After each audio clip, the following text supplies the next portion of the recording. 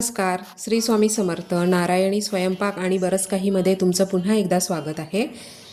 आज आपण करतोय भारंगीच्या पानाचे पराठे. ही भारंगी ही रानभाजी आहे. यापूर्वीच्या व्हिडिओत पण मी तुम्हाला त्याबद्दल सांगितलेलं आहे.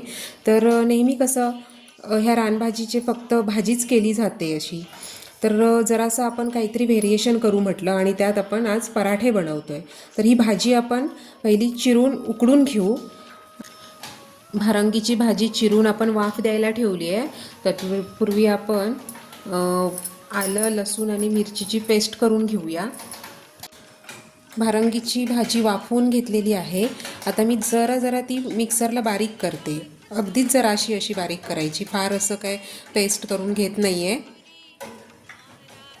आता साहित्य बघा.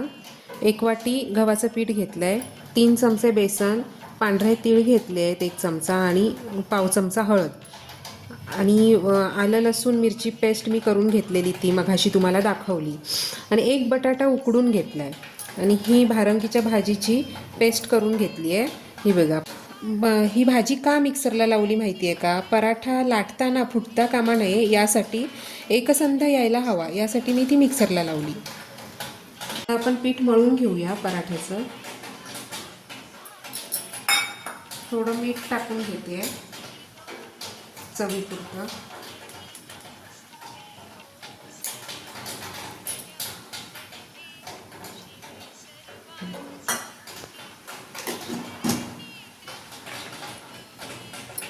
बेसन, पांढरे तीळ आणि हळद.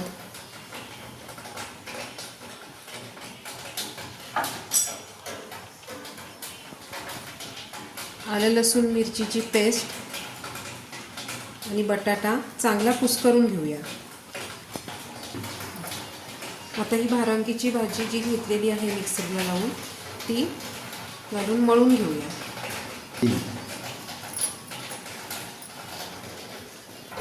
आधी वेगळं पाणी घ्यायचं नाही आहे.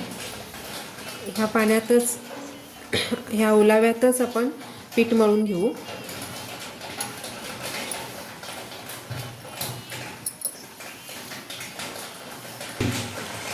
पाण्याचा वापर नंतर केलेला नाही आहे मी. जे पाणी म्हणजे मिक्सरला लावताना भाजीत घातलं होतं तेवढ्याच पाण्यात मळून घेतलं आणि छान अगदी मापात पाणी झालेलं आहे. आता हे 10 मिनटं असंच ठेवणार आहे. नंतर तेल लावून पुन्हा मळून घेणार आणि मग पराठे करायचे. आता चमचाभर तेल लावून पुन्हा मळून घेऊया. छान अगदी मळून घ्यायचं. आता आपण पराठा लाटून घेऊ.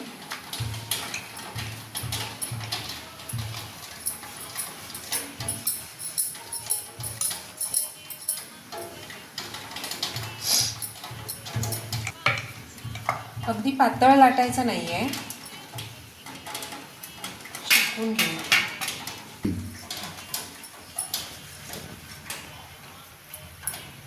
शेकायला टाकलंय आता.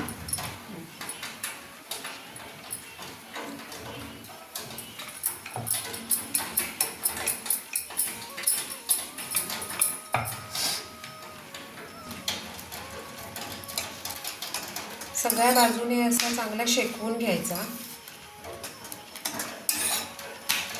आणि तूप तेल तुम्हाला जे काही आवडतं किंवा जे काही घरात आहे ते लावून चांगलं शेकवून घ्यायचं. मी तूप घेतलंय कारण कसं तूप काय प्रत्येक मूल खात नाही, ते या निमित्ताने पोटात जाईल हाच उद्देश. चांगला शेकलेला आहे पराठा. आपण आता काढून घेऊ. आपल्या कोकणातली मुलं म्हणतील नाही नेहमी आता पावसाळा आला आणि काय रानभाज्याच खायला घालतात, भाकरी आणि भाजी, चपाती आणि भाजी. तर जरा मुलांना थोडंसं वेगळं म्हणून तुम्ही हा प्रयत्न करू शकता.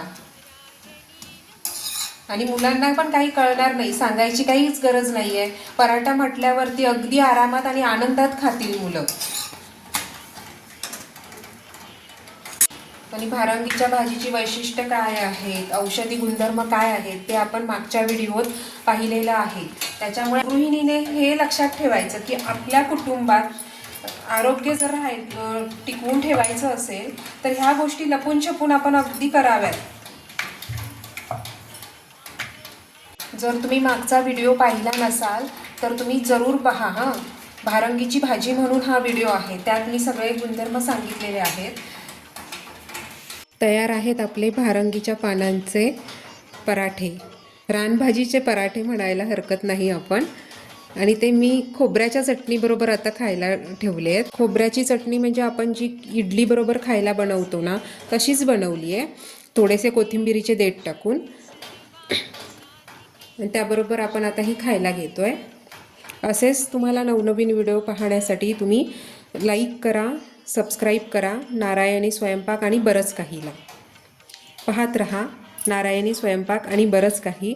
धन्यवाद.